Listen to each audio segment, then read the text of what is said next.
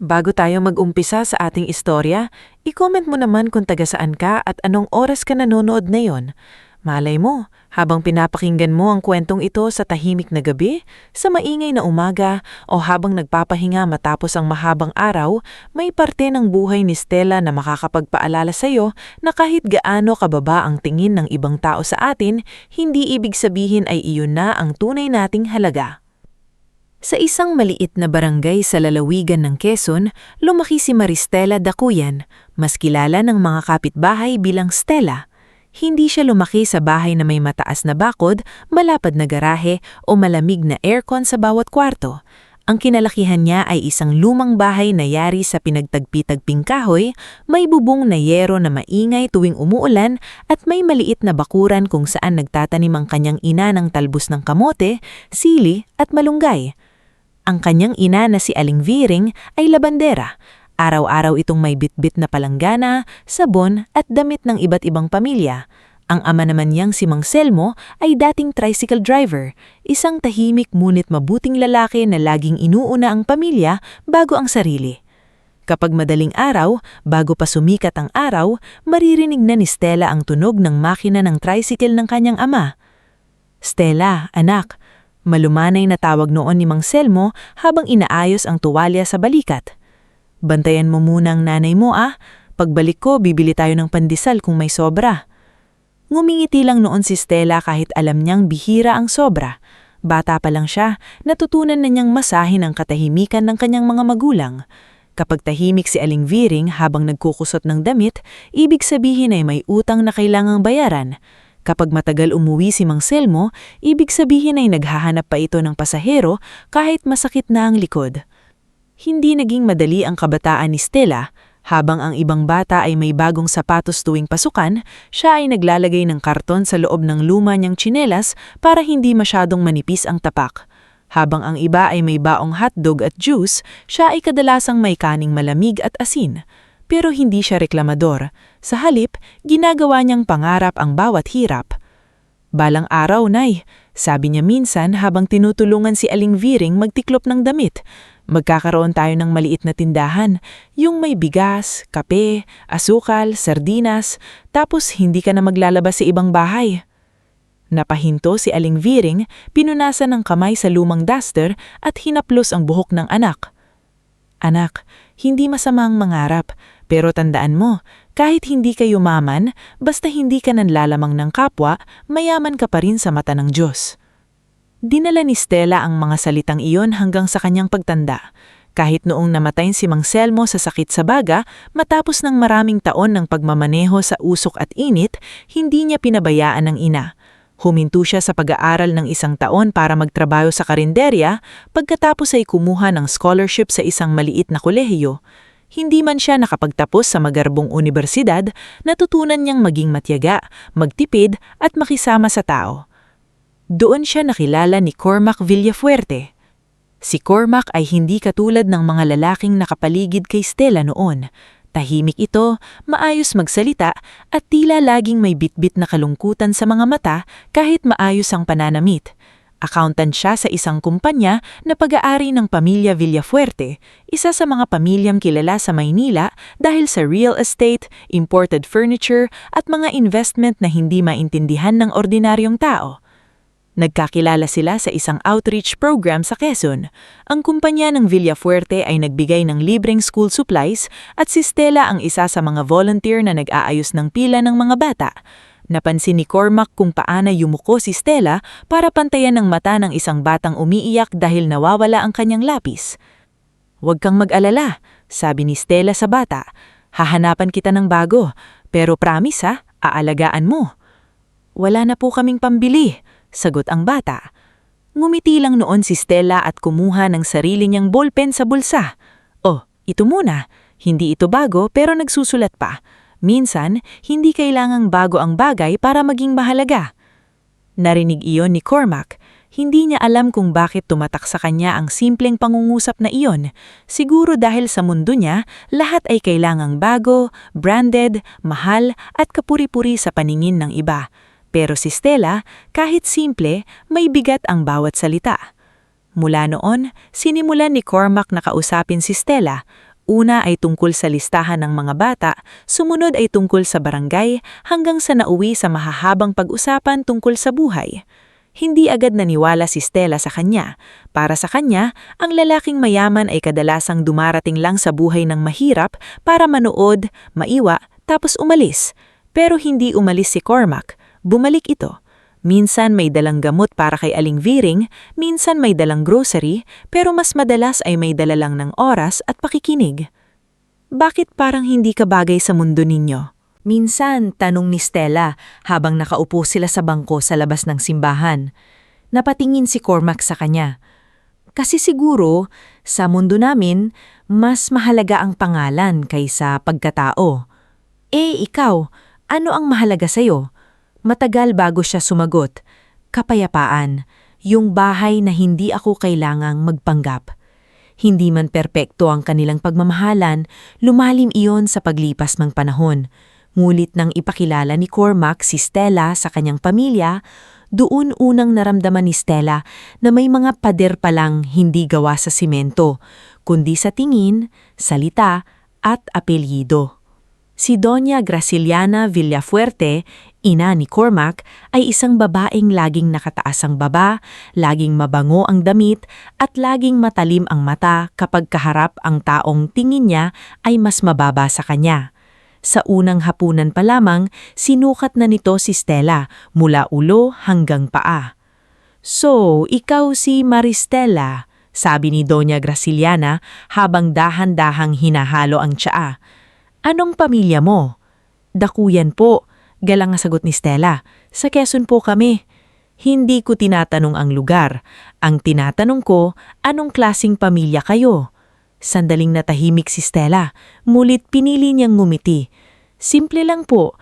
Ang nanay ko po ay labandera noon, ang tatay ko po ay tricycle driver." Bahagyang napangisi si Bellatrix Villafuerte, pinsan ni Cormac, na nakaupo sa kabilang dulo lang mesa. Si Bellatrix ay maganda sa unang tingin, ngulit may ugaling mahilig mang maliit para magmukhang mataas. Mahilig siyang mag-post sa social media ng charity pictures pero hindi marunong magpasalamat sa kasambahay na nag-aabot sa kanya ng pagkain. "Tricycle driver?" ulit ni Bellatrix na kunwaring inosente. "How humble." Narinig iyon ni Cormac kaya agad siyang sumingit. "Tita, Bella, Stella is hardworking. She helped raise her family." Ngunit ngumiti lang si Doña Graciliana ng malamig. "Hardworking is good for employees, Cormac, but marriage is another matter." Hindi iyon nakalimutan ni Stella. Sa gabing iyon, pag-uwi niya, sinabi niya kay Cormac na maaring hindi sila bagay. Ngulit hinawakan ni Cormac ang kanyang kamay at nangakong hindi siya pababayaan. "Stella, mahal kita. Hindi ang pangalan mo, hindi ang pera mo. Ikaw." "Pero kaya mo ba akong ipaglaban?" mahinang tanong ni Stella. Tumanggo si Cormac, ngunit sa lalim ng puso ni Stella, naramdaman niyang ang tanggo na iyon ay may kasamang takot. Nagpakasal pa rin sila makalipas ang 1 taon. Simple lang sana ang gusto ni Stella, pero ginawang enggrande ni Doña Graciliana ang kasal para hindi raw mapahiya ang pamilya. Sa mga litrato, mukhang masaya ang lahat, ngulit sa likod ng mga ngiti may mga bulong na matalim. "Maswerte siya," sabi ng isang tiyahin ni Cormac. "Baka ginayuma," sagot ng isa. "At least maganda naman kahit hindi classy." Pagkatapos ng kasal, tumira sina Stella at Cormac sa malaking mansyon ng Villafuerte sa Alabang. Doon nagsimula ang araw-araw na pagsubok ni Stella. Hindi siya sinisigawan palagi ni Doña Graciliana, ngunit mas masakit minsan ang mga salitang nakabalot sa kunwaring payo. "Stella, huwag mong gamitin ang kubyertos na yan, for formal guests only. Stella, huwag kang masyadong tumawa ng malakas, hindi palengke ang bahay na ito. Stella, pakisabi sa nanay mo, kung bibisita siya, magsuot naman ng maayos, may mga bisita tayo minsan." Nilulunok ni Stella ang lahat. Kapag nasasaktan siya, pumupunta siya sa kusina at tinutulungan si Manang Otilia, ang matandang kasambahay na mahigit 30 taon nang naninilbihan sa pamilya Villafuerte. "Ma'am Stella," sabi ni Manang Otilia minsan habang naghihiwa ng sibuyas, Hindi porket tahimik ka, talo ka na. Minsan, ang tahimik ang pinakamatibay. Napapagod din po ako, Manang, amin ni Stella. Alam ko, pero mabuti ang puso mo, hindi nila kayang agawin yun. Sa hardin naman, nakakausap niya si Baste Lirio, ang hardinerong mahilig mag-alaga ng rosas. Si Baste ay hindi madaldal, pero mapagmasid. Alam nito kung kailan iniiyak si Stella kahit nakangiti siya. Ma'am, itong rosas, sabi Baste pagpuputol ng tuyong sanga.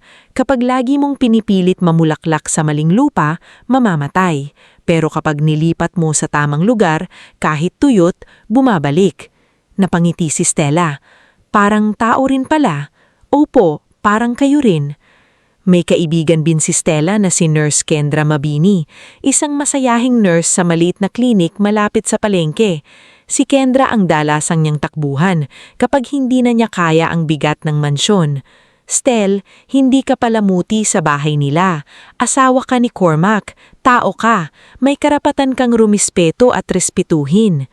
Alam ko, pero ayokong maging dahilan ng gulo. Minsan, yung pag-iwas mo sa gulo, ikaw ang nauubos. Tumatak iyon sa Stella, pero hindi pa niya alam kung paano babaguhin ang buhay niya. Si Cormac naman kahit mabait, ay madalas nauuna ang takot sa ina.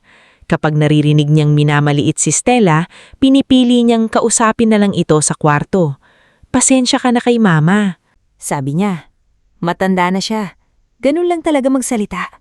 Cormac, mahina ngunit matatag na sagot ni Stella. Hindi porke matanda na, may karapatan ng manakit. Napayuko si Cormac. Aayusin ko. Ngunit paulit-ulit lang ang pangakong iyon. Hindi dahil hindi niya mahal si Stella, kundi dahil lumaki siyang takot mawalan ng pagmamahal ng sariling ina. Iyon ang sugat ni Cormac na hindi niya kayang harapin. Samantala, sa loob ng mansyon, palihimin ding gumagalaw si Attorney Ulderico Montemayor, ang abogado ng pamilya. Magalang siya sa harap ni Cormac, ngunit iba ang tingin niya kay Stella. Para sa kanya, hadlang si Stella sa mga plano niyang manatiling malapit sa yaman ng Villafuerte. Donya, minsan niyang bulong kay Graciliana sa library. Habang nandito ang babaeng iyan, maaaring maimpluwensyahan niya si Cormac. Baka balang araw, humiwalay siya sa kontrol ninyo. Hindi mangyayari iyon. Malamig na sagot ng matanda. Mas mabuti pong maagapan. Hindi alam ni Stella na may mga taong hindi lang basta nang mamaliit sa kanya. May mga taong gustong tuluyan siyang mapalayas. Isang umaga, nagpaalam si Stella na pupunta sa palengke para bumili ng mga kailangan ni Manang Otilia sa kusina. Ayaw sana ni Doña Graciliana dahil para sa kanya, hindi na dapat namamalengke ang asawa ng anak niya. Ngunit nagpumilit si Stella. Masanay po akong pumili ng sariwang gulay. Magalang niyang sabi. Sanay ka talaga sa palengke. Sarkastikong tugon ni Bellatrix habang nag-aayos ng kuko. Natural habitat mo yon, di ba? Hindi na sumagot si Stella. Kinuha niya ang bayong at umalis. Sa palengke, kahit maingay at magulo, doon siya mas nakakahinga. Binati siya ni Kuya Saro, tindero ng isda na minsan niyang natulungan nung naospital ang anak nito. Ma'am Stella, aba, ang tagal niyo nang hindi napapadpad dito ah. Bati nito. Kuya Saro, Stella na lang. Alam mo namang hindi ako sanay sa ma'am. Mayaman ka na raw eh. Biro nito. Napangiti siyang ng lungkot. Hindi porke nasa malaking bahay, mayaman na ang pakiramdam. Natahimik si Kuya Saro. Nauunawaan niya ang bigat sa boses niya. Kung kailangan mo ng kausap, nandito lang kami. Habang naglalakad si Stella sa dulo ng palengke, napansin niya ang isang maliit na galaw sa tabi ng tambakan ng kahon. Akala niya nung una ay pusa. Ngunit nang lumapit siya, nakita niya ang isang batang babae. Marumi ang damit, basang-basa ang buhok at may sugat sa tuhod. Nakayakap ito sa sarili habang nanginginig. Anak? Dahan-dahan sabi ni Stella. Ayos ka lang? Umatras ang bata na para bang sanay masaktan kapag may lumalapit. Huwag kang matakot, hindi kita sasaktan. Hindi nagsalita ang bata, nanginginig lang itong tumingin sa kanya. Sa mga mata nito, nakita ni Stella ang takot na hindi dapat nararamdaman ng isang bata. Hindi iyon simpleng gutom, hindi iyon simpleng pagkaligaw, may mas malalim. May narinig siyang boses ng lalaki sa di kalayuan. Hanapin niyo sa banda roon, Baka hindi pa nakakalayo ang bata. Napalingon si Stella. May dalawang lalaking nakaitim na jacket ang nagtatanong-tanong sa mga tindero, may hawak na litrato. Mabilis na kumabog ang dibdib niya. Pagtingin niya uli sa bata, nanginginig na ito ng mas malakas at pilit na nagtatago sa likod ng kahon. Please, unang salitang lumabas sa bibig ng bata. Huwag niyo po akong ibigay sa kanila. Sa sandaling iyon, maraming pwedeng piliin ni Stella. Pwede siyang umiwas. Pwede siyang tawagin ng barangay. Pwede siyang sabihing hindi problema ito. Ngunit naalala niya ang batang Stella na minsang walang ibang hawak kundi lumang tsinelas, asin na ulam at pangarap na hindi siguradong matutupad. Lumuhod siya sa harap ng bata at inilapit ang kanyang kamay. Ako si Stella, mahinahon niyang sabi. Kung sasama ka sa akin, tutulungan kita, pero kailangan mong magtiwala kahit konti. Matagal na tumingin ang bata sa kanya. Pagkatapos, dahan-dahan nitong inabot ang kamay ni Stella. At sa simpleng pag-abot na iyon, hindi pa alam ni Stella na ang batang gusgusin na natagpuan niya sa palengke ang magiging dahilan para mabunyag ang tunay na dumi ng mga tao na matagal nang nakatira sa malilinis at magagarang bahay. Bago tayo magpatuloy sa ating istorya, i-comment mo muna kung taga saan ka at anong oras ka nanonood ngayon. Dahil minsan, sa oras na tahimik ang paligid at akala nating simpleng kwento lang ang pinapakinggan natin, doon natin mas nararamdaman na may mga taong katulad ni Stella. Tahimik, minamaliit, pero may tapang na lumalabas kapag buhay na ng inosente ang nakataya. Nanatiling nakaluhod si Stella sa gilid ng tambakan ng kahon, hawak ang maliit at nanginginig na kamay ng batang babae. Ang ingay ng palengke ay tila biglang humina sa kanyang pandinig. Sa paligid, may nagtitinda ng isda, may naghahalo ng gulay sa bilaw, may mga bumibili na nagmamadali dahil nagbabadya ang malakas na ulan. Ngulit para kay Stella, ang tanging malinaw ay ang mga mata ng batang nasa harap niya. Mga matang punong-puno ng takot, gutom at pagmamakaawa. Ako si Stella. Ulit niya ng mahina, pero hindi matakot ang bata. Hindi kita ibibigay sa kanila, pero kailangan nating umalis dito ngayon. Hindi agad kumilos ang bata. Nakatingin pa rin ito sa dalawang lalaking nakaitim na jacket sa di kalayuan. Ang isa ay matangkad, makapalang kilay at may piklat sa gilid ng panga. Ang isa naman ay mas bata, ngulit mas malikot ang mata, tila sanay maghanap ng taong nagtatago. Hawak nila ang isang lumang litrato at bawat tindero na madaanan ay pinapakita nila iyon. May nakita ba kayong batang babae? Tanong ng matangkad sa isang ale na nagtitinda ng saging. Mga ganitong edad, medyo payat, nakasuot ng dilaw na damit. Umiling ang ale. Wala akong nakita. Maraming bata rito araw-araw. Siguraduhin mo, madiing sabi ng lalaki. Kinabahan si Stella. Hindi niya alam kung sino ang mga iyon, pero sapat na ang panginginig ng bata para maunawaan niyang hindi sila dapat pagkatiwalaan. Dahan-dahan niyang hinubod ang manipis niyang cardigan at ipinatong sa ulo ng bata para matakpan ang mukha nito. Anak, makinig ka sa akin. Hawak ka lang sa kamay ko.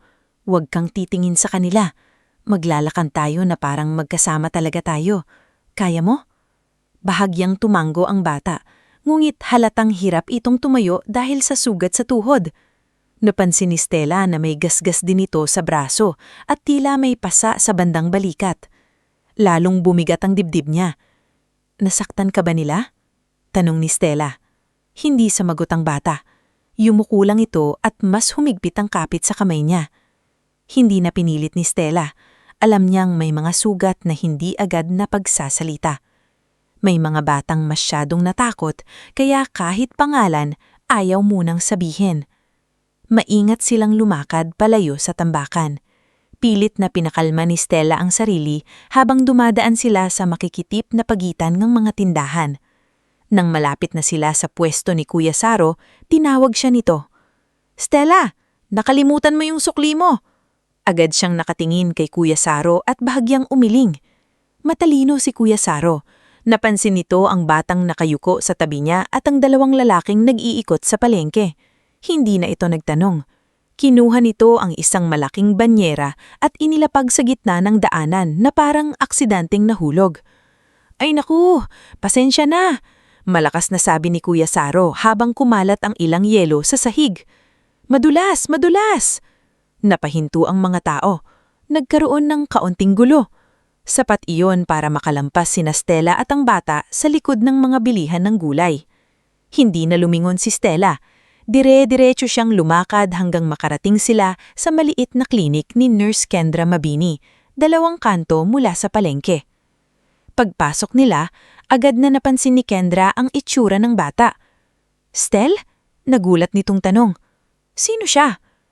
"Hindi ko pa alam," hingal na sagot ni Stella. "Pero kailangan niya ng tulong.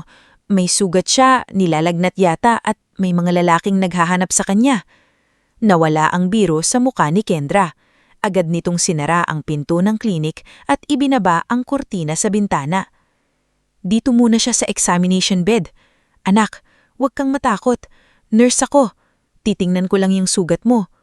Umurong ang bata at kumapit kay Stella. "Ayos lang," bulong ni Stella habang hinahaplos ang likod nito. "Nandito lang ako." Dahan-dahang umupo ang bata sa maliit na kama. Nang tanggalin ni Kendra ang cardigan, mas malinaw na nakita ni Stella ang kalagayan nito. Gusot ang buhok, may putik sa paa, basag ang labi, at ang dilaw na damit ay punit sa lalayam. Hindi ito mukhang batang sanay sa lansangan. Kahit madumi na ang itsura niya, may bakas ng maayos na pag-aalaga noon. Maingat ang pagkakagupit ng kuko, may marka ng dating suot na mamahaling sapatos sa paa, at sa leeg ay may manipis na guhit na tila galing sa kwintas na biglang hinila. "Anak," maingat na tanong ni Kendra habang nililinis ang sugat sa tuhod. "Ano ang pangalan mo?" Nanatiling tahimik ang bata. "Okay lang kung ayaw mo munang sabihin, hindi ka namin pipilitin." Sumilip ang bata sa kanila. At matapos ang ilang sandali ay halos pabulong nitong sinabi, "Iza." Nagkatinginan sina Stella at Kendra. "Iza?" Ulit ni Stella. "Magandang pangalan iyon. Ilang taon ka na?" "8, sagot ng bata, halos hindi marinig. "Nasaan ang mama at papa mo?" tanong ni Kendra, pero agad ding nagsisi nang makita niyang nanigas ang bata. Nagsimulang manginig ang labi ni Iza. "Kinuha nila ako. Sabi nila, hindi na raw ako makakauwi." Agad na hinawakan ni Stella ang kamay nito. "Hindi ka na nila makukuha ngayon. Nandito kami." Habang ginagamot ni Kendra ang sugat, napansin ni Stella ang isang maliit na bracelet sa pulso ni Iza. Punit ang tali nito, pero nakakabit pa rin ang maliit na pilatang plate na may nakaukit na mga letrang M. Hindi iyon ordinaryong bracelet na nabibili sa bangketa.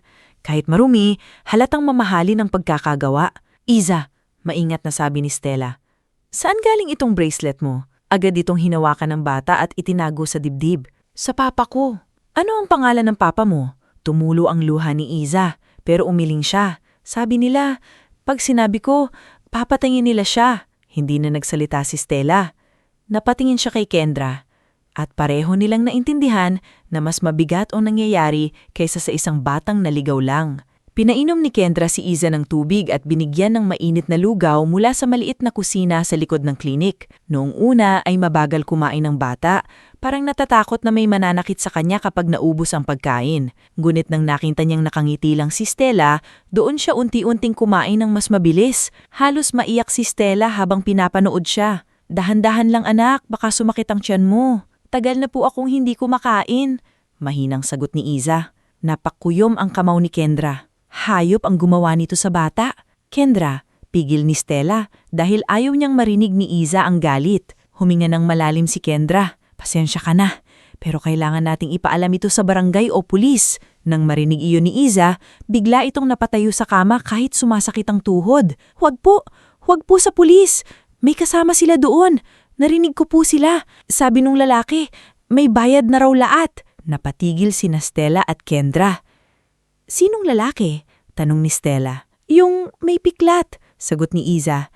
"At yung isa, Vico, ang tamag sa kanya." Doon kinilabutan si Stella. Ibig sabihin, hindi lang takot ang bata. May alam ito. At kung totoo ang sinasabi niya, delikado silang lahat. Sa labas ng klinik, unti-unting lumakas ang ulan. Kumalakabog ang patak sa bubong. Dumilim ang paligid kahit hapon pa lamang. Lumapit si Stella sa bintana at bahagyang sinilip ang kalsada. Wala siyang nakita, ngunit hindi na siya mapakali. Kailangan kong tawagan si Cormac. Sigurado ka? Alam mong kapag nalaman ng biyenan mo, alam ko. Pero hindi ko rin pwedeng itago ito ng mag-isa. At may lagnat si Iza. Kailangan niya ng ligtas na matutuluyan ngayong gabi. Tinawagan niya si Cormac. Ilang ring bago ito sumagot. Stella, nasan ka na? Hinahanap na ni Mama. May dinner guest daw mamaya. Cormac, makinig ka muna. May natagpuan akong bapa sa palengke. Sugatan siya, takot, at may mga lalaking naghahanap sa kanya. Sandaling natahimik si Cormac. Ano? Stella, nasan ka? Nasa klinik ni Kendra. Hindi ko pwedeng iwan ng bata. Dapat ipaalam natin ito sa barangay. Sinubukan kong sabihin iyon pero nagpanik siya. Sabi niya, may koneksyon daw ang mamahumahabol sa kanya. Stella, delikado ito. At kung iuuwi mo siya sa bahay ninyo, magagalit si Mama. Napapikit si Stella. Kahit sa ganitong sitwasyon, ang unang pumasok sa isip ni Cormac ay ang galit ng kanyang ina. Nasaktan siya, pero hindi na siya nagpatinag. Cormac, bata ito, nilalagnat, sugatan, walang ibang mapuntahan. Kung ang bahay ninyo ay kayang tumanggap ng mga bisita na may alhas at mamahaling pabango, dapat kaya rin itong magpatuloy ng batang nangangailangan. Hindi iyon ang ibig kong sabihin. Kung hindi, tulungan mo ako. Mahabang katahimikan ang sumunod. Sa huli, mahinang sinabi ni Cormac, sige, uuwi akong ng maaga, pero mag-ingat ka, ibinaba ni Stella ang tawag. Hindi siya sigurado kung tunay na paninindigan iyon o isa na namang pangakong mauuna ang takot, pero wala na silang oras para magduda. Habang pinapahinga nila si Iza, dumating si Basti Lirio sa klinik. Basang-basa ang balikat dahil sa ulan. Napadaan daw siya sa palengke at hinanap ni Kuya Saro si Stella. Ma'am, sabi ni Baste, hingal pa. Yung dalawang lalaki, nagtatanong pa rin. Yung isa, Brando raw sabi nung tinderong nakausap nila. Yung isa naman, Vico. May hawak silang retrato nung bata. Namlamig ang mukha ni Iza at agad na nagtago sa likod ni Stella. Okay lang, sabi ni Stella. Hindi ka namin iiwan. Ma'am, dagdag ni Baste, hindi sila mukhang simpleng kamag-anak. May van sila na walang plaka sa likod. Mas lalong lumakas ang ulan na parang tinatakpan nito ang mga tunog ng panganib sa paligid. Pinilit ni Stella na mag-isip ng malinaw. Hindi safe sa klinik kapag nahanap sila roon. Hindi pa bukas ang tamang opisina para makakuha agad ng tulong. Kung tatawag naman silang ng pulis nang hindi sigurado kung sino ang mapagkakatiwalaan, baka lalo nilang ilagay sa panganib si Iza. Kendra, pwede mo bang ibalot ang gamot niya? Dadalhin ko muna siya sa mansyon. Stella, sigurado ka ba? Alam mong hindi ka sasalubungin doon ng kabutihan. Tinitiis ko na iyong araw-araw, sagot ni Stella. Pero kahit gaano kasama ang ugali nila, maraming tao sa bahay. May gate, may ilaw, may kwarto na pwedeng pagtaguan. Mas ligtas iyon kaysa dito ngayong hinahanap siya ng mga lalaking iyon. Lumapit si Kendra at hinawakan ang balikat niya.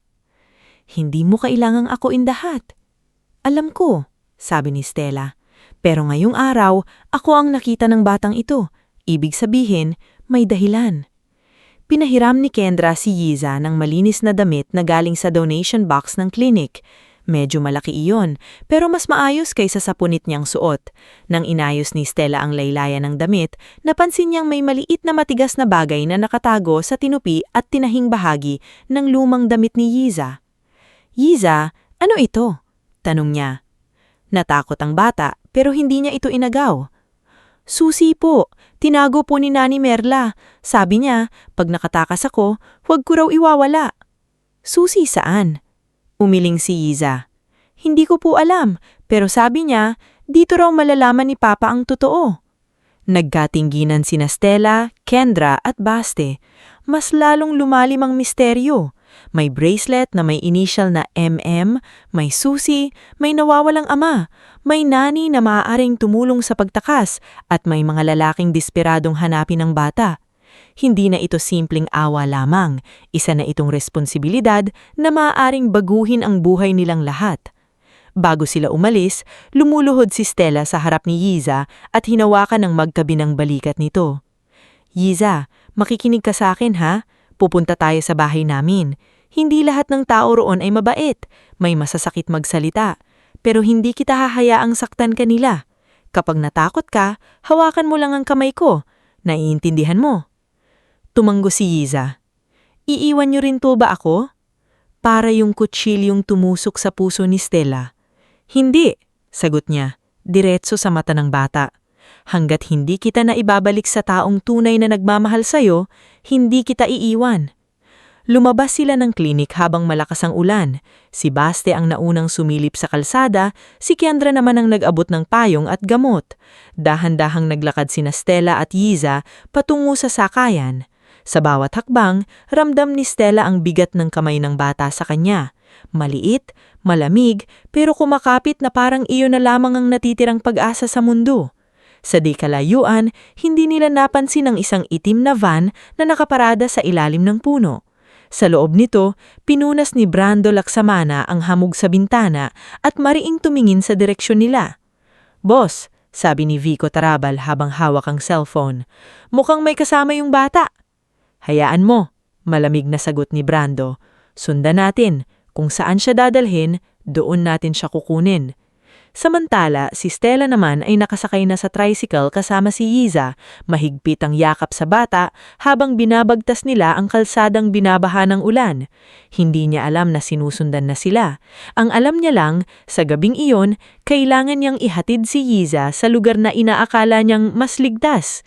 Ngulit habang papalapit sila sa mansyon ng Villafuerte, unti-unti ring papalapit ang sandaling susubukin hindi lamang ang tapang ni Stella, kundi pati ang tunay na anyo ng mga taong matagal nang nagtatago sa likod ng yaman, edukasyon at malinis na pangalan. Bago tayo magpatuloy sa ating istorya, i-comment mo muna kung taga saan ka at anong oras ka nanonood ngayon. Dahil sa parte ng kwentong ito, makikita natin na minsan ang pinakamadilim na panghuhusga ng tao ang mismong nagiging pintuan para lumabas ang katotohanang matagal nang tinatakpan ng kasinungalingan. Malakas pa rin ang ulan nang huminto ang tricycle sa tapat ng mataas na gate ng mansyon ng Villafuerte. Kumakabog ang dibdib ni Stella habang mahigpit ang hawak niya sa kamay ni Yiza. Basang-basa na ang gilid ng palda niya at kahit nakasilong sila sa maliit na bubong ng tricycle, tumatalsik pa rin ang malamig na tubig sa kanilang mga paa. Tahimik si Yiza. Nakayuko ito, yakap ang maliit na supot ng gamot na ibinigay ni Nurse Kendra. Sa kabila ng malinis na damit na hiniram nito sa donation box ng klinik, halata pa rin ang pagod at takot sa mukha ng bata. May benda ang tuhod niya, may pasa sa braso, at ang mga mata niya ay laging lumiilingon na parang kahit saan siya pumunta ay may hahabol pa rin sa kanya. "Dito po kayo nakatira?" Mahinang tanong ni Yiza habang nakatingala sa malaking bahay na tila palasyo sa laki. "Oo," sagot ni Stella, ngulit may bigat ang boses. "Pero huwag kang matakot, nandito ako." "Magagalit po ba sila?" Sandaling hindi nakasagot si Stella. Ayaw niyang magsinungaling sa bata. Alam niyang sa loob ng bahay na iyon, hindi init ang sasalubong sa kanila, kundi tingin na parang karayom. Ngunit hinaplos niya ang basang buhok ni Yiza at gumiti kahit kinakabahan. "Baka may magagalit." Sabi niya, pero hindi ibig sabihin tama sila. Tandaan mo anak, hindi ka masama dahil lang may mga taong hindi marunong umunawa. Binayaran ni Stella ang tricycle driver gamit ang natitirang pera sa pitakan niya. Nang buksan ng gwardya ang gate, bahagya itong natigilan nang makita ang batang kasama niya. "Ma'am Stella, sino po yung bata?" tanong ng gwardyang sinanding. "May sakit siya, kailangan niya munang magpahinga," sagot ni Stella. Nag-alangan si Nanding, ngunit dahil sanay siyang makita ang kabaitan ni Stella sa mga tauhan ng bahay, binuksan niya ang gate ng mas maluwag. "Sige po ma'am, ingat po kayo. May mga bisita po si Donya sa loob." Napapakit si Stella. Mas lalo niyang naramdaman ang bigat ng sitwasyon. Hindi lang pala si Donya Graciliana ang nasa loob, may mga bisita pa. Ibig sabihin, mas maraming mata, mas maraming bibig, mas maraming taong handang tumawa kapag may napansing hindi tugma sa yaman ng mansyon. "Halika," bulong niya kay Iza. Pagpasok nila sa malaking pinto, agad silang sinalubong ng lamig ng aircon, bango ng mamahaling kandila at tunog ng kubyertos mula sa dining hall. Sa gitna ng sala, may ilang bisita na nakasuot ng magagarang damit. Nandun si Bellatrix Villafuerte, nakasuot ng mamahaling puting dress, hawak ang cellphone habang kinukunan ng mesa para sa social media. Nandun din si Attorney Ulderico Montemayor, tahimik na umiinom ng wine habang nakamasid sa paligid. At sa pinakagitna, nakaupo si Doña Graciliana. Tuwid ang likod, hawak ang tasa ng tsaa, tila reyna ng buong bahay. Unang napansin ni Bellatrix ang pagdating ni Stella. "Oh my gosh!" sabi nito, sapat ang lakas para marinig ng lahat. "Stella, bakit ka mukhang galing sa evacuation center?" Nagtawanan ng dalawang babaeng bisita sa tabi niya. Hindi sumagot si Stella, inakay niya si Iza papasok. Balak sanang dumiretso sa gilid na hagdan para dalhin ang bata sa guest room. Ngunit agad tumayo si Doña Graciliana. "Maristela," malamig nitong pawag. Napahinto si Stella, napahigpit ang kapit ni Iza sa kamay niya. "Ma?" sabi ni Cormac na biglang lumabas mula sa hallway. Halatang kararating lang nito, basa pa ang balikat ng coat. Nang makita niya si Stella at si Iza, kita sa mukha niya ang pag-aalala. "Stella, okay ka ba?" Hindi pa nakakasagot si Stella nang nagsalita muli si Doña Graciliana. "Sino ang batang yan?" Tahimik ang buong sala. Lahat ng mata ay nakatutok sa batang nakatago sa likod ni Stella. Si Iza ay halos hindi na humihinga sa kaba. "May nakita po akong bata sa palengke." Mahog na sagot. Sugatan siya, nilalagnat, at may naghahanap sa kanyang kahina-hinalang mga lalaki. Kailangan niya munan magpahinga. Tumaas ang kilay ni Doña Graciliana. "At dinala mo rito?" "Wala na po akong ibang ligtas na mapagdalhan ngayong malakas ang ulan." "Ligtas?" ulit ni Bellatrix na may halong pangiinsulto. "Stella, this is a private home, not a charity shelter." "Bata siya, Bella. Hindi siya basura na pwedeng taboy." Napatingin si Cormac kay Stella, tila nagulat sa tapang ng boses niya. Ngunit bago pa makasalita si Cormac, tumawa ng mahina si Doña Graciliana, isang tawang walang saya kundi panghahamak. "Ganyan talaga siguro kapag galing ka sa hirap, kung ano-ano na lang ang dinadampot mo sa kalye." Namula ang mukha ni Stella, ngunit nanatili siyang kalmado. "Hindi ko po siya dinampot, tinulungan ko po siya." Lalong tumalim ang mata ni Doña Graciliana. "Tinulungan? O baka naman gusto mo lang magpanggap na bayani sa harap ng anak ko?" "Ma, please!" singit ni Cormac, pero mahina ang boses niya. Bumaling siya sa kanya. "Huwag kang makialam, Cormac. Ito ang sinasabi ko sa'yo. Kapag pinasok mo sa bahay ang babaeng walang pinanggalingan, dadalhin niya rito ang lahat ng kalye na pinanggalingan niya." Napayuko si Iza at doon naramdaman na nanginginig na naman ang bata. Hindi dahil sa lamig, kundi dahil sa hiya. Tumawa si Bellatrix habang kunwaring tinatakpan ng nuno. "Donya, baka may dala pang sakit yan. Look at her, amoy ulan, putik at kung ano pa." May isang bisitang pabulong na sinabing, "Kawawa naman ang bahay." At doon na binitiwan ni Doña Graciliana ang mga salitang bumaon sa buong silid. "Ano na naman iyang dinampot mo sa kalye, Maristela? Pareha lang kayo ng batang yan, mabaho." Nagkaroon ng ilang segundong katahimikan. Pagkatapos, may tumawa.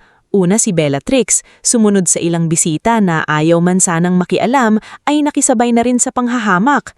Si Attorney Ulderico naman ay hindi tumawa ng malakas, ngunit nakita ni Stella ang maliit na ngiti sa gilid ng labi nito. Para kay Iza, sapat na iyon para bumitaw ang kamay ni Stella. Napaatras ang bata, luha na ang mga mata. "Pasensya na po," pabulong nitong sabi. "Aalis na lang po ako." Bago pa ito makatakbo, yumuko si Stella at hinawakan ng magkabilang balikat ni Iza. "Hindi!" Mairing sabi ni Stella, pero malambing ang tinig. "Wala kang kasalanan. Wala kang dapat ikahiya." Tumayo si Stella at humarap sa buong sala. Basang-basa ang damit niya, magulo ang buhok at halatang agod. Ngunit sa sandaling iyon, tila siya ang pinakamatatag na tao sa loob ng mansyon. "Kung mabaho sa inyo ang gutom at ulan," sabi niya, malinaw ang bawat salita. "Mas mabaho po ang pusong hindi marunong maawa." Natigilan ng lahat. Nawala ang ngiti ni Bellatrix. Tumaas ang mukha ni Doña Graciliana, hindi makapaniwalang sinagot siya ni Stella sa harap ng mga bisita. "Ano ang sinabi mo?" tanong ng matanda, nanginginig sa galit. "Sinabi ko po ang totoo. Hindi kasalanan ng bata na siya ay marumi. Hindi kasalanan ng bata na may nanakit sa kanya. Pero kasalanan ng matatanda kapag ginamit nila ang yaman para apakan ang walang kalaban-laban." Lumapit si Cormac. Stella. Tumingin si Stella sa kanya, hindi galit kundi pagod. Cormac, kung may oras kang manindigan, ngayon iyon. Napayuko si Cormac, kitang-kita sa mukha niya ang labanan ng takot at pagmamahal. Ngunit bago pa siya makasalita, humakbang si Attorney Alderico. Maristela, sabi nito sa kunwaring mahinahong tono, baka kailangan nating maging praktikal. Hindi natin alam kung sino ang batang iyan. Maaring delikado siya. Mas mabuting ipatawag natin ang security at ilabas muna siya habang inaayos natin ang proseso. Hindi siya bagay na ipaproseso. Bata siya.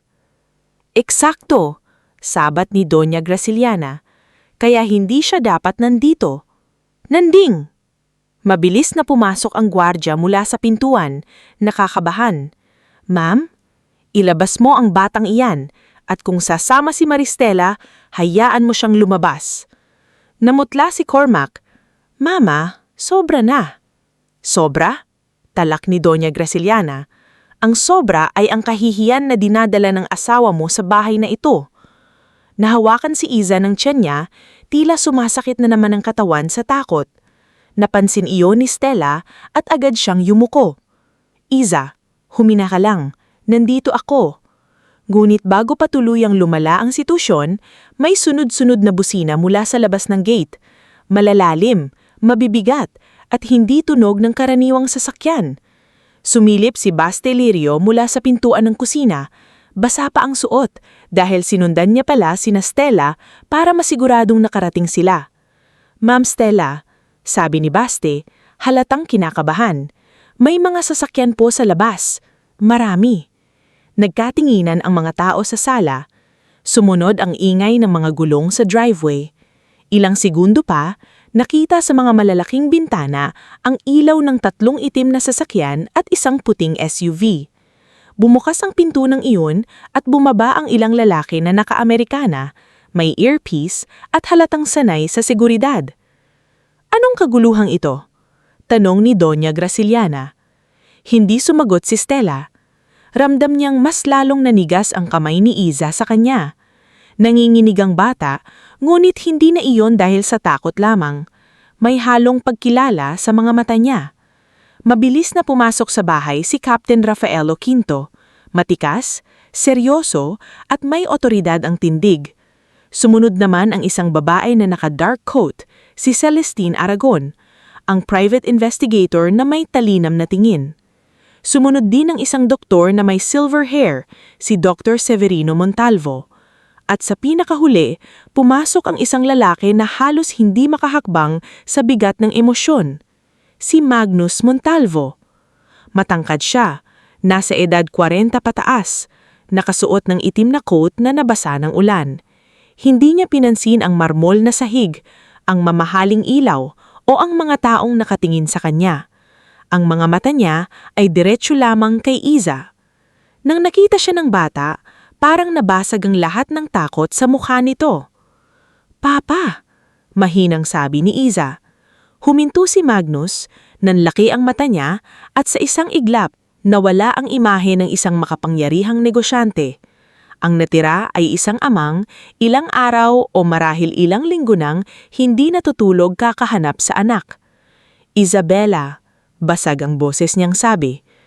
Bumitiw si Iza sa kamay ni Stella at tumakbo, kahit pilay, papunta kay Magnus. Lumuhod si Magnus sa sahig bago pa makarating ang bata at sinalo ito sa mahigpit na yakap. Anak, umiyak siya na sabi, Anak ko! Patawarin mo si Papa. Patawarin mo ako. Umiyak ng malakas si Iza sa dibdib ng ama. Papa, akala ko hindi mo na ako mahahanap. Hahanapin kita kahit saan, kahit saan. Tahimik ang bubong sala. Si Doña Graciliana, Bellatrix at ang mga bisita ay tila nawalan ng boses. Si Attorney Alderico naman ay napaatras ng bahagya. Isang kilos na hindi nakaligtas sa talinam na tingin ni Celestine. Lumapit si Dr. Severino at agad na tinignan si Iza. May lagnat siya, Magnus. May sugat pero mukhang nalapatan na ng lunas. Napatingin si Magnus kay Stella. Sa gitna ng luha, tumayo siya. Bit-bit pa rin ang anak sa isang braso. Lumapit siya kay Stella at sa harap ng lahat, yumuko siya ng bahagya. Isang kilos ng paggalang na hindi inaasahan ng sino man sa loob ng bahay na iyon.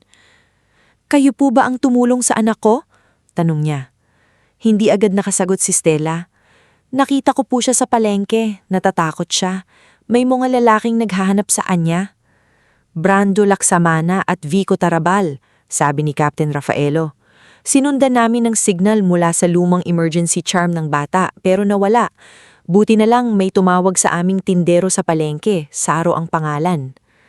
Napabuntong hininga si Stella. Si Kuya Saro, hindi pala ito nanahimik. "Ang anak ko," sagi ni Magnus, muling tumingin kay Stella, "ay dinukot ng mga tauhan ng dati kong kasosyo, si Leandro Cabestañe.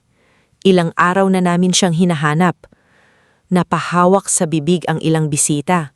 Si Bellatrix ay biglang namutla. Ang batang tinawag nilang mabaho ay anak pala ng isang bilyonaryong mas makapangyarihan kaysa sa buong angkan ng Villafuerte. Lumapit si Celestine kay Iza. "Iza, hawak mo pa ba ang ibinigay ni Nani Merla?" Tumanggo si Iza at itinuro si Stella. "Nasa kanya po. Hindi niya po kinuha sa akin. Tinulungan niya ako." Inilabas ni Stella ang maliit na susi mula sa bulsa ng cardigan. Maingat niya itong iniabot kay Celestine. Nanlaki ang mata ni Celestine. "Ito ang susi sa private storage ni Merla. Nandoon ang ebidensya." Napalingon si Attorney Ulderico sa pintuan, tila nagbabalak umatras. Ngunit agad siyang hinarangan ni Captain Rafaelo. "Saan kayo pupunta, Attorney?" Malamig nitong tanong. "Ako? Wala. Kukuha lang sana ng..." "Manatili kayo rito." Tumalim ang tingin ni Magnus at sa pagkakataong iyon, naramdaman ng lahat na may mas malalim pang mabubunyag. Ngunit bago ang lahat, humarap muna si Magnus kay Doña Gracieliana. "Narinig ko mula sa labas ang sinabi ninyo sa anak ko." Namutla si Doña Gracieliana. "Mr. Montalvo, hindi namin alam na..." "Hindi ninyo kailangang malaman kung anak siya ng mayaman para tratuhin siyang tao," putol ni Magnus. Walang nakasabot. Pagkatapos, humarap siya kay Stella. "Hindi kayang tumbasan ng pera ang ginawa ninyo. Pero bilang ama, hayaan ninyong ibigay ko ang lahat ng proteksyon at tulong na nararapat sa inyo. Ang sino mang nagtangkang manakit sa inyo o sa anak ko ay mananabot." Napaluha si Stella, hindi dahil sa gantimpala, kundi dahil sa unang pagkakataon sa loob ng mansyon na iyon, may taong makapangyarihan na nakita ang halaga niya nang hindi siya kailanang magpanggap.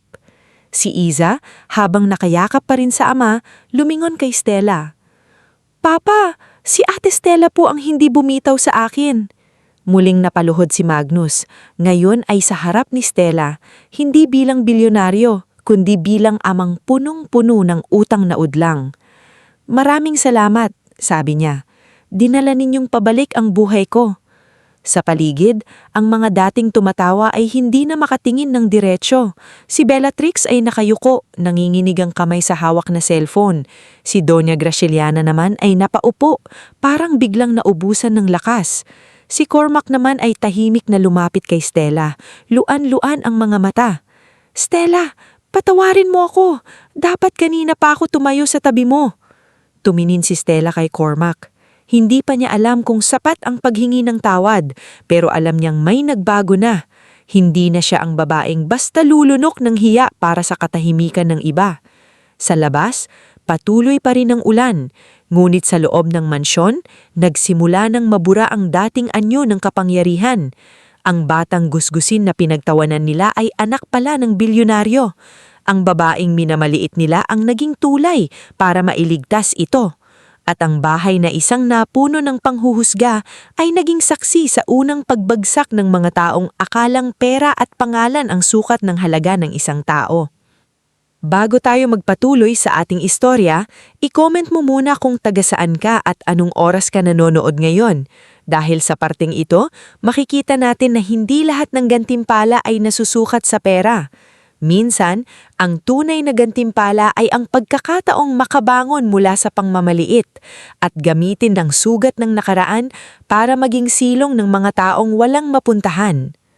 Matapos ang gabing iyon sa mansyon ng Villafuerte, hindi na bumalik sa dati ang buhay ni Stella. Ang dating bahay na lagi niyang nilalakaran ng nakayuko ay biglang naging lugar na tila hindi na siya kayang hawakan. Nandoon pa rin ang malalaking chandelier, ang marmol na sahig, ang mamahaling kurtina at ang mga painting sa dingding. Pero ang bigat na dati niyang nararamdaman sa bawat sulok ay unti-unting napalitan ng ibang pakiramdam. Hindi pa kalayaan, pero simula ng hininga. Nandoon pa rin sila sa sala ng gabing iyon. Si Magnus Montalvo ay mahigpit pa ring nakayakap kay Iza, habang si Dr. Severino Montalvo ay patuloy na tumitingin sa sugat at lagnat ng bata. Si Captain Rafaelo Quinto naman ay nakikipag-usap sa ilang tauhan niya sa labas. Mahina ngunit seryoso ang boses. Si Celestine Aragon naman ay tahimik na hawak ang maliit na susi na itinago ni Iza sa laylayan ng damit nito. Ang susing iyon ayon sa kanya ay maaaring magbukas ng storage box ni Nani Merla, ang yaya ni Iza na tumulong sa pagtakas ng bata bago ito tuluyang mawala. Sa kabilang bahagi ng sala, nakaupo si Doña Graciliana na parang biglang naubusan ng dugo. Si Bellatrix ay hindi na makapagtaas ng tingin. Hawak pa rin ito ang cellphone na kanina ay ginagamit sa pagkuha ng litrato para ipagyabang ang hapunan. Ngunit ngayon ay tila mabigat na bato sa kamay niya.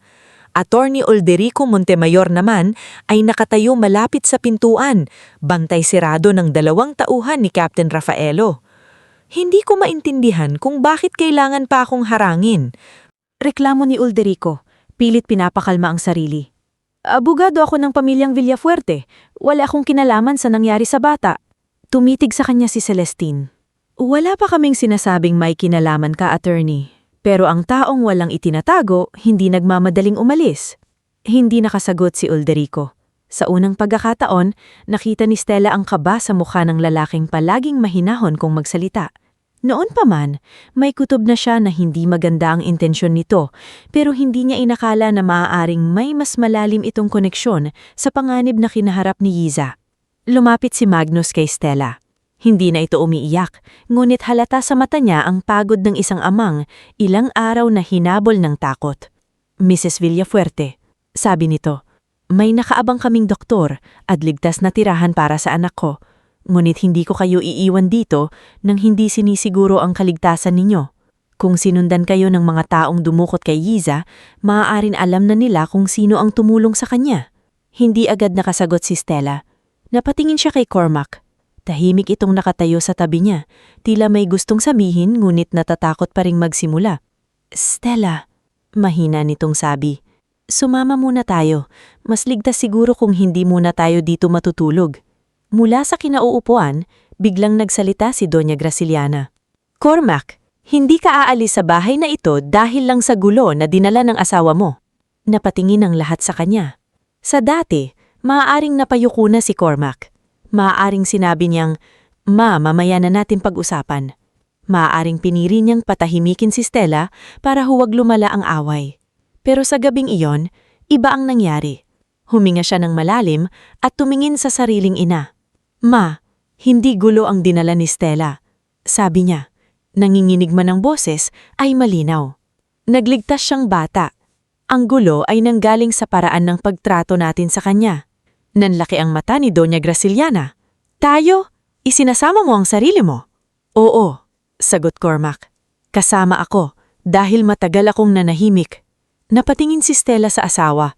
Hindi pa nito nabubura ang lahat ng sakit na naramdaman niya sa maraming taon, ngunit sa unang pagkakataon, nakita niya ang lalaking pinangarap niyang tumayo sa tabi niya. Hindi perpekto, hindi matapang sa lahat ng pagkakataon, ngunit nagsisimula. Dinala sila ni Magnus sa isang ligtas na guest house sa loob ng Montalvo Estate, malayo sa ingay ng lungsod, ngunit hindi marangyang nakakasakal. Malawak ang paligid. May puno ng nara, may maliit na fountain at may tanod na nakabantay sa bawat pasukan. Doon dinala si Iza para makapagpahinga habang dinabantayan ni Dr. Severino at ng private nurse. Noong unang gabi sa guest house, hindi mapakali si Iza kapag wala si Stella sa tabi niya. Kahit nandoon si Magnus, kahit ligtas na siya, may takot pa rin sa kanyang mga mata sa tuwing makakarinig ng yabag sa labas ng pinto. Ate Stella, tawag niya. Habang nakahiga sa kama, hawak ang kumot hanggang baba. Dito ka lang po. Nasa tabi ng pinto si Stella, kakausapin sana si Kendra sa telepono, ngunit bumalik siya agad sa kama ng bata. Nandito lang ako. Hindi ka po aalis kapag natulog ako? Umupo si Stella sa gilid ng kama at hinaplos ang buhok ni Yiza. Hindi, magpapahinga ka lang. Pagmulat mo, nandito pa rin ako. Si Magnus, na nakatayo sa may bintana, tahimik na pinunisan ng luha sa gilid ng mata. Lumapit siya kay Stella nang makatulog si Yiza. Hindi ko alam kung paano kayo pasasalamatan. Kahit ibigay ko ang anumang halaga, kulang pa rin. Hindi ko po siya tinulungan para sa pera. Sagot ni Stella. Alam ko, kaya mas gusto kong ibigay ang tulong sa paraang hindi makakasira sa kabutihan ninyo. Sabihin ninyo kung ano ang kailangan ninyo. Natigiran si Stella. Sa dami ng taong nagbigay sa kanya ng insulto, kaunti lang ang nagtanong kung ano ang kailangan niya. Hindi agad niya alam ang isasagot. Madali sanang humingi ng malaking bahay, kotse, negosyo o pera. Ngunit habang tinitignan niya si Yiza na mahimbing na natutulog, matapos ng matinding takot, iba ang sumagi sa isip niya. Gusto ko pong masiguro na mahuhuli ang mga taong gumawa nito sa kanya. At kung may ganting palaman po, gusto kong gamitin yon para sa mga batang katulad ni Yiza. Yung mga batang walang naniniwala agad kapag humihingi sila ng tulong. Matagal na tumingin si Magnus kay Stella. Pagkatapos ay tumando siya. Kung ganun, hindi lang gantimpala ang ibibigay ko. Tutulungan kitang itayo yon. Kinabukasan, nagsimula ang mabilis ngunit maingat na investigasyon. Si Celestine Aragon at Captain Rafaelo ay nagpunta sa storage facility na mabubuksan ng susi ni Iza. Kasama nila si Stella, hindi dahil kailangan niyang sumama, kundi dahil hiniling ni Iza na siya ang mag-ingat ng susi hanggang maibigay ito sa tamang tao. Sa loob ng maliit na storage unit, natagpuan nila ang isang envelope na iniwan ni Nani Merla. May mga litrato, kopya ng bank transfer, listahan ng pangalan, at isang USB drive na nakalagay sa maliit na pouch. Doon lumabas ang koneksyon ni Leandro Cavestani, dating kasosyo ni Magnus, sa kidnapping plan. Ngunit hindi lang iyon ang nakagulat sa kanila. Sa isang kopya ng legal document, nakita ni Celestine ang pirma ni Attorney Ulderico Montemayor bilang notary witness sa isang peking kontrata na ginamit para ilipat ang ilang pondo sa dummy accounts. Hindi ito aksidente, sabi ni Celestine habang sinusuri ang papel. May legal cover silang inihanda at si Ulderico ang isa sa tumulong maglinis ng daan. Nanlamig si Stella. Ibig sabihin, habang nasa bahay namin siya, maaaring alam niyang hinahanap si Iza, dugtong ni Captain Rafaelo. At maaaring natakot siya nang makita niyang dinala mo ang bata sa mansyon. Habang lumalalim ang kaso, lumalawak din ang mundo ni Stella. Ipinakilala ni Magnus kay Stella si Chef Romula Santelices, isang babaeng dating street vendor bago naging kilalang konsultan sa food business. Siya ang unang nagturo kay Stella kung paano gawing negosyo ang malasakit nang hindi nawawala ang dignidad. Hindi sapat ang mabait ka, sabi ni Chef Romula habang pinapakita kay Stella ang plano para sa community kitchen. Kailangan marunong kang magpatakbo kasi kung hindi maayos ang sistema, kahit mabuti ang layunin, babagsak. Nakilala rin si Stella si Professor Inigo Halili, isang retiradong profesor sa entrepreneurship na sanay tumulong sa mga social enterprise. Matanda na ito, may makapal na salamin at mahilig magdala ng notebook na puno ng sulat kamay. Mrs. Villafuerte, sabi ni Professor Inigo, ang tanong hindi lang kung paano ka tutulong.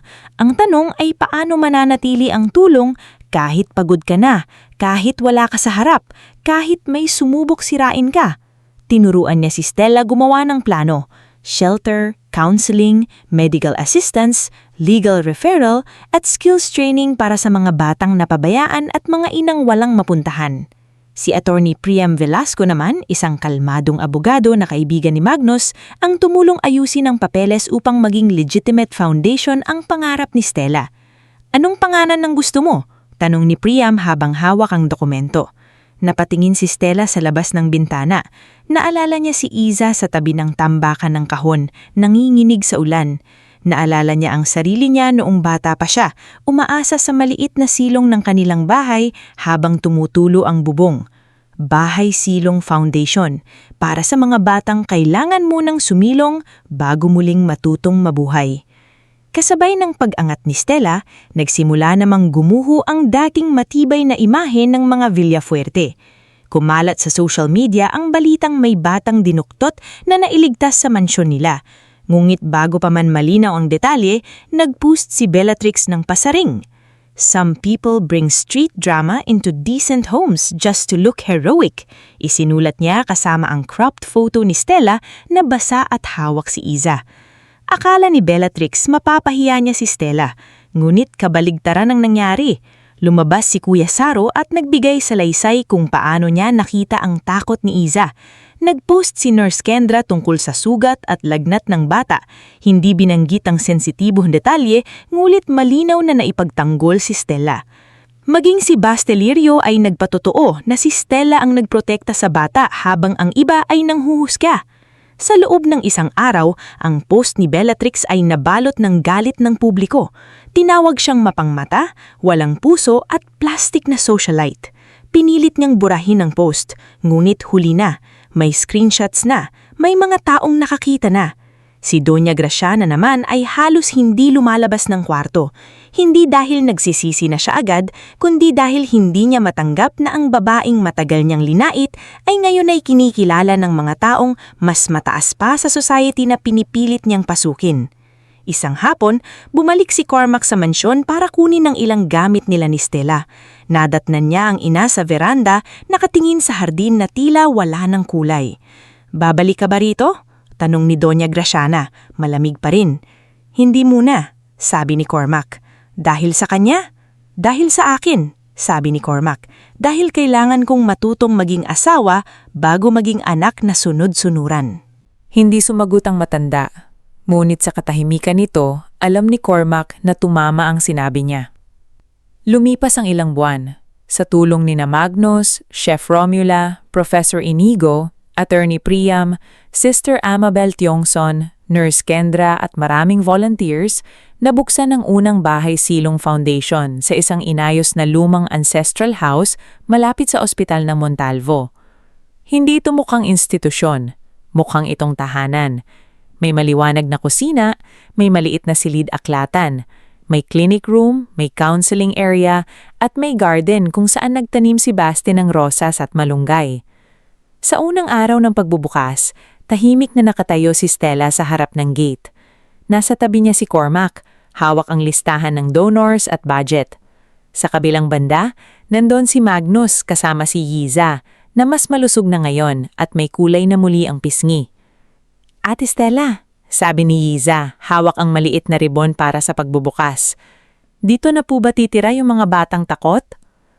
Lumuhod si Stella sa harap niya. "Dito muna sila sisilong. Tapos, tutulungan natin silang hindi na matakot habang buhay." Ngumiti si Yiza at yunakap siya. Nang buksan nila ang gate, unang pumasok ang 3 batang magkapatid na iligtas mula sa lansangan, kasama ang isang batang lalaking hindi nagsasalita mula nang iwan sa terminal. Sumunod ang isang batang babae na takot sa matatandang lalaki at isang batang may hawak na sirang manika. Bawat isa sa kanila ay may dalang kwentong masakit. Ngunit sa araw na iyon, hindi sila sinalubong ng tanong kung bakit sila marumi, bakit sila mahirap, o bakit sila napadpad doon. Sinalubong sila ng pagkain, kumot, gamot, at mga taong marunong yumuko para pantayan ang kanilang mga mata. Sa gilid, tahimik na pinanood ni Stella ang lahat. Hindi pa tapos ang laban. Hindi pa nahuhuli si Leandro Cavestany. Hindi pa rin tuluyang nabubunyag ang lahat ng koneksyon ni Uldorico. Hindi pa rin ganap na hilom ang sugat nila ni Cormac. Ngunit sa unang pagkakataon, malinaw ang direksyon ng buhay niya. Hindi na siya nakatayo sa loob ng mansyon na naghihintay ng pahintulot para maging mahalaga. Nakatayo na siya sa sarili niyang pintuan, nagbubukas ng tahanan para sa mga batang minsang isinara ng mundo ang pinto. At habang pinapanood niya si Yiza na tumutulong mag-abot ng kumot sa isang bagong dating na bata, naisip ni Stella na minsan pala ang pinakamalaking gantimpala ay hindi ang perang ibinibigay matapos kang maliitin. Ang tunay na gantimpala ay ang araw na magagamit mo ang sakit na iyon para siguraduhing may ibang taong hindi na kailangang dumaan sa parehong dilim ng nag-iisa.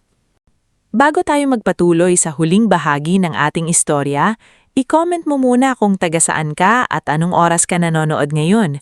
Dahil sa pagtatapos ng kwentong ito, makikita natin na ang tunay na hustisya ay hindi lang ang pagbagsak ng masasama, kundi ang pagbangon ng mga taong minsang itinuring na walang halaga. Lumipas ang 2 taon mula nang buksan ang unang gate ng Bahay Silong Foundation. Ang dating lumang ancestral house na inayos sa tulong ni Magnus Montalvo, naging isang maliwanag at buhay na tahanan para sa mga batang nawala, inabandona, inabuso at minsang tinawag ng mundo na pabigat. Sa umaga, maririnig ang halakhak ng mga bata sa hardin habang tinuturuan sila ni Bastilirio magtanim ng malunggay at rosas. Sa tanghali, abala si Chef Romula Santelice sa kusina, hindi lang para maghanda ng pagkain, kundi para turuan ng matatandang bata kung paanong magluto ng simpleng ulam na maari nilang pagkakitaan balang araw. Sa hapon, nandoon si Nurse Kendra para mag-check ng lagnat, sugat, at minsan pati mga pusong hindi pa marunong magtiwala. Si Stella naman, ang dating babaeng nilalait sa loob ng mansyon, ay hindi na nakayuko kung maglakad. Hindi siya naging mayabang, hindi rin siya naging mapaghanggitan. Ngunit may kakaibang tindig na siya ngayon. Ang tindig ng isang taong dumaan sa hiya, sakit at pangmamaliit, pero piniling gawing tulay ang lahat na iyon para may ibang makatawid ng harang. Ma'am Stella, may bagong report po mula sa social welfare, sabi ni Sister Amabel isang umaga habang inilalapag ang folder sa mesa. May magkapatid na kailangang ilipat dito samantala. Natagpuan sila sa terminal kagabi. Agad na nikuha ni Stella ang folder. Ihanda natin ang maliit na kwarto sa kanan, yung may bintana sa garden, para paggising nila may makikita silang liwanag. Ngumiti si Sister Amabel. Alam mo Stella, lagi mong iniisip kung ano ang unang makikita ng bata. Dahil alam ko po kung gaano kahalaga yon. May mga batang gumigising araw-araw na takot ang unang nakikita. Dito, gusto kong liwanag muna. Sa 2 taon na iyon, marami na ring nagbago kay Isabela o Yiza. Montalvo, ang batang dating naninginig sa tabi ng tambakan ng kahon ay masigla na ngayon, mas maputi ang pisngi, mas malinaw ang tawa, at mas matapang ang mga mata. Hindi na siya takot magsalita sa harap ng maraming tao, bagamat may mga gabing binabalikan pa rin siya ng bangungot. Kapag nangyayari iyon, si Magnus ang unang yumayakap sa kanya, ngunit madalas, hinihiling pa rin ni Hiza na tawagan si Stella. Ate Stella, sabi ni Hiza isang gabi sa telepono, mahina ang boses. Nanaginip po ako ulit na hinahabol nila ako. Nasa opisina pa noon si Stella, inaayos ang papeles ng foundation. Agad niyang isinara ang folder at lumambot ang tinig. Yiza, tingnan mo ang paligid mo. Nasaan ka ngayon? Nasa kwarto po. Ano ang kulay ng kumot mo? Blue po. Sino ang nasa labas ng kwarto mo? Si Papa at si Manong Rafaelo. Good. Ibig sabihin, ligtas ka. Ang panaginip bumabalik minsan, pero hindi na iyon ang totoo ngayon. Tahimik si Yiza saglit. Ate Stella, kapag malaki na po ako, gusto ko rin tumulong sa mga batang natatakot. Napangiti si Stella kahit napuno ng luha ang mata niya. Gagawin mo yon anak, pero sa ngayon, magpagaling ka muna. Ang mga batang tumutulong kailangan ding matutong alagaan ng sarili. Samantala, ang kaso laban kina Leandro Cabestany, Brando Laksamana, Vico Tarabal at Attorney Ulderico Montemayor ay umabot na sa korte. Matagal ang proseso, mabigat ang ebidensya at maraming beses na sinubukan ng kampo ni Leandro na baluktutin ang kwento. May mga peking testigo, may mga bayarang artikulo online, at may mga pagtatangkang palabasing si Magnus ay gumagamit lang ng impluensya para sirain ang dating kasosyo. Ngunit hindi na mahina ang hanay ng katotohanan. Sa araw ng malaking pagdinig, maaga pa lamang ay nasa courthouse na si Stella. Kasama niya si Cormac, na mayon ay finance director na ng Bahay Silong Foundation. Hindi na ito ang dating lalaking laging nakasunod sa anino ng ina. Mas payat siya ngayon dahil sa pagod, pero mas buo ang loob. Hawak niya ang folder ng financial records ng foundation, patunay na maayos ang bawat donasyon at walang ginamit si Stella para sa pansariling luho. Kinakabahan ka? Tanong ni Cormac habang nakaupo sila sa bench sa labas ng courtroom. Oo, amin ni Stella. Hindi para sa akin, para kay Yiza, para kay Nani Merla, para sa lahat ng batang baka may ginawan din silang masama. Hinawakan ni Cormac ang kamay niya. Hindi ka nag-iisa ngayon. Tumingin si Stella sa kanya. Marami silang pinagdaanan matapos ang gabing lumuhod si Magnus sa mansyon. Hindi agad naging maayos ang lahat. May mga away pa rin.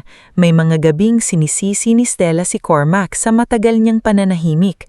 May mga pagkakataon gusto nang sumuko ni Cormac sa hiya. Ngulit pinili nilang harapin ang sugat, hindi takpan. Nag-counseling sila. Tumira sila ng hiwalay sa mansyon. Natutunan ni Cormac na ang pagmamahal ay hindi lang paghingi ng tawad, kundi araw-araw na pagpili sa tama kahit mahirap. Alam ko, sabi ni Stella, at salamat dahil natuto kang tumayo. Bumukas ang pinto ng courtroom, pumasok sila. Nandoon si Magnus, seryoso ang muka ngunit kalmado. Nasa tabi niya si Dr. Severino at si Captain Rafaelo.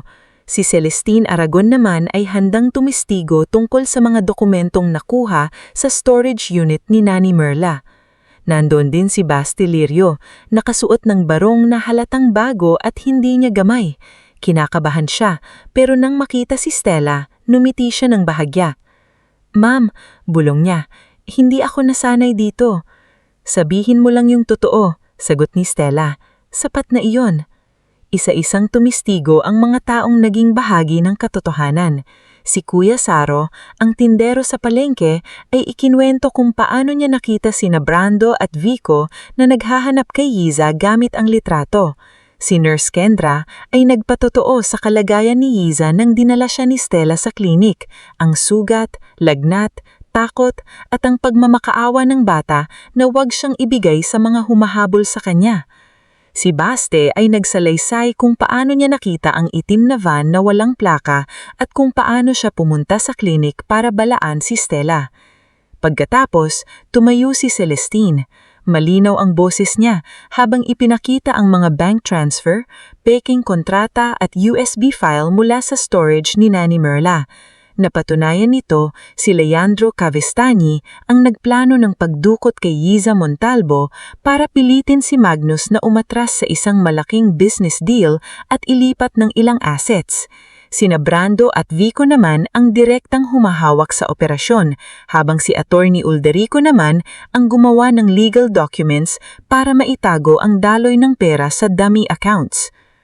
Attorney Montemayor, tanong ng prosecutor, alam niyo bang konektado ang dokumentong pinirmahan niyo sa pagdukot sa menor na edad na Isabela Montalvo? Namumutla si Ulderico. Hindi. Ako ay notaryo lamang. Marami akong dokumentong pinipirmahan araw-araw. Ipinakita ni Celestine ang isang voice recording mula sa USB.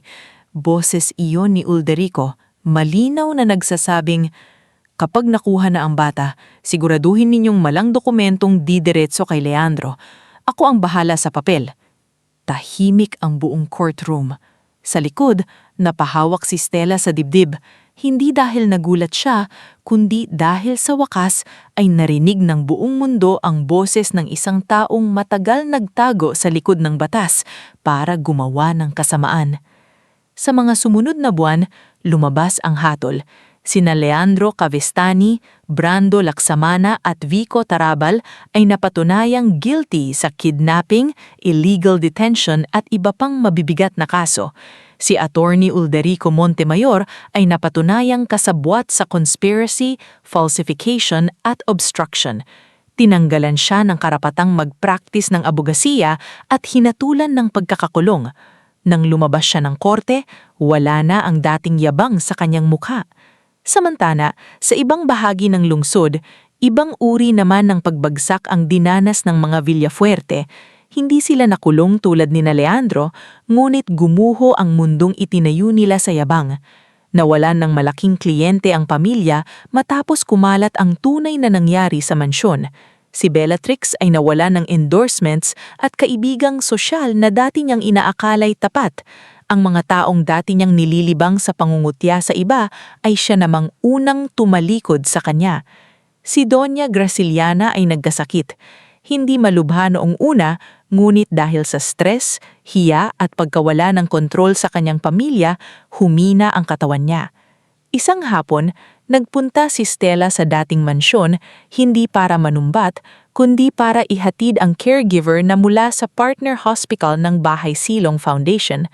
Kasama niya si Cormac. Nakita ni Stella si Doña Graciliana sa veranda, nakaupo sa wheelchair, nakatingin sa hardin na hindi na kasing ayos tulad ng dati. Wala na si Basti roon dahil nagtatrabaho na ito sa foundation. Ang dating mga rosas ay natuyo at ang dating malinis na fountain ay tahimik. "Bakit ka nandito?" tanong ni Doña Graciliana, mahina, ngunit may tira pang tigas.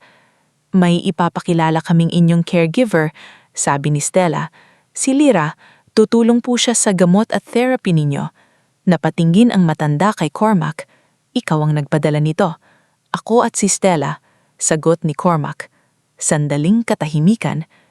"Hindi mo ba akong kinamumuhian?" tanong ni Doña Graciliana kay Stella. Hindi agad sumagot si Stella.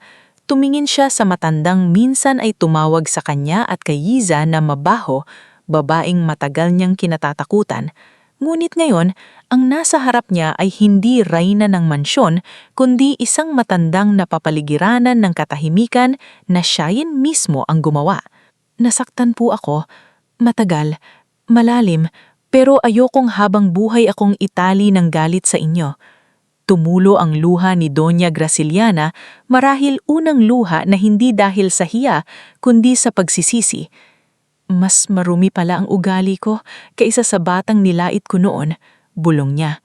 Hindi siya inayakap ni Stella, hindi rin siya sinabing ayos lang ang lahat dahil hindi iyon totoo. May mga sugat na hindi nabubura sa isang sorry, ngulit iniabot niya isang panyo. "Magsimula po kayo doon, sa pag-amin." Lumipas pa ang 3 taon. Umabot sa ika-5 anibersaryo ang Bahay Silong Foundation. Ang dating maliit na shelter ay nagkaroon na ng 3 sangay sa iba't ibang lalawigan. May sariling education program, counseling team, legal aid desk, at livelihood kitchen. Si Chef Romula ay namamahala sa food training. Si Professor Inigo ay patuloy na gumagawa ng sustainable plans kahit naglalakad na gamit ang tungkod. Si Attorney Priam ay nagtataguyod ng libreng legal clinic. Si Sister Annabel ay nananatiling ilaw ng mga batang takot manalangin dahil pakiramdam nilang pinabayaan sila noon. Si Nurse Kendra ay naging head ng health program at si Basti naman ang namamahala sa mga garden therapy space ng bawat shelter. Sa araw ng anibersaryo, puno ng ilaw ang malaking bakuran ng foundation. Hindi marangya pero mainit. May banderitas na gawa ng mga bata, may litrato ng mga batang nakapagtapos, nakabalik sa pamilya o nakahanap ng bagong tahanan. Nasa harap ang maliit na esena. Dumating si Magnus, Dr. Severino, Captain Rafaelo, Celestine, Kuya Saro, Manang Otilia, Cormac at maging si Doña Graciliana na mayon ay mas tahimik na, nakaupo sa wheelchair sa gilid kasama ang caregiver niya na si Lyra. Si Yiza, 13 taong buhay na ngayon, ang unang nagsalita sa esena. Hawak niya ang mikropono at sa likod niya ay larawan ng unang araw na binuksan ang Bahay Silong. "Nung 8 years old ako, akala ko kapag marumi ang damit mo, ibig sabihin wala ka ng karapatang lapitan ng mabubuting tao. Pero may isang babaeng lumuhod sa akin sa palengke at hindi ako tinanong kung anak ba ako ng mayaman. Ang tanong lang niya sa akin ay kung sasama ba ako para matulungan niya ako." Napatingin siya kay Stella at nangingilid ang luha niya. "Si Ate Stella po ang unang hindi bumitaw sa akin." Palakpakan ang buong bakuran. Si Magnus ay tahimik na pinunasan ng mata. Si Cormac naman ay hinawakan ng kamay ni Stella. Pagkatapos, si Stella ang tinawag sa entablado. Humakbang siya sa gitna habang nakatingin sa mga batang nakaupo sa harap. Mga batang may iba't ibang kwento, iba't ibang sugat, ngunit ngayon ay may iisang silong. Maraming taon na ang nakalilipas, simula ni Stella. May mga taong nagsabi sa akin na ang halaga ng tao ay nakikita sa apelyido, sa damit, sa amoy, sa bahay na pinanggalingan, at sa perang laman ng bulsa. Matagal ko ring muntik paniwalaan iyon. Tahimik ang lahat. Pero natutunan ko na ang tunay na dumi ay hindi nakakapit sa balat. Hindi ito putik sa paa, hindi ito pawis sa damit, hindi ito amoy ng ulan o gutom. Ang tunay na dumi ay nasa pusong marunong manghusga pero hindi marunong umunawa. Napatingin si Doña Gracieliana sa ibaba, luhanan, ngulit nakikinig. Ang bahay silong itinayo hindi para ipakita na ako ay nagtagumpay laban sa mga nangmimilit sa akin. Itinayo ito para sa bawat batang minsang tinanong kung bakit siya nandyan, imbes na tanungin kung paano siya matutulungan. Para sa bawat ina, ama, kapatid at kaibigang naniniwalang may karapatan ng bawat tao sa pangalawang pagkakataon. Huminga ng malalim si Stella at ngumiti. Ang hindi pera ng bilyonaryo ang pinakamalaking gantimpala sa buhay ko. Ang pinakamalaking gantimpala ay ang araw-araw na makita ang batang dating takot, ngayon ay marunong ng tumawa.